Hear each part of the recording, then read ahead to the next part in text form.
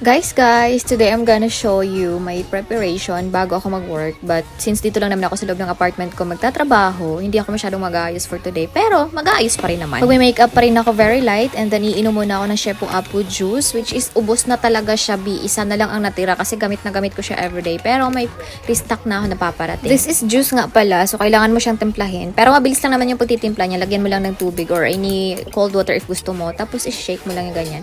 Ang ginagawa ko is pinagsasabay ko na sila ng Beauty White Capsule. Ito kasi yung sobrang nakakatulong para malas yung cravings mo sa pagkain. And then, ayan, nangangampa ako kasi ubos na pala siya. Hanap ako ng ng bagong sachet. Buti na lang yung kapatid ko may bago siyang sachet. So, ayan, binuksan ko yun sa kanya. And yan yung iinumin ko. Imbis na binigay ko na sana yan sa kanya. 1 capsule per day lang yung iinumin mo. And sa isang capsule na ganyan is may glutathione na yan, collagen, Garcinia Cambogia, at vitamin C.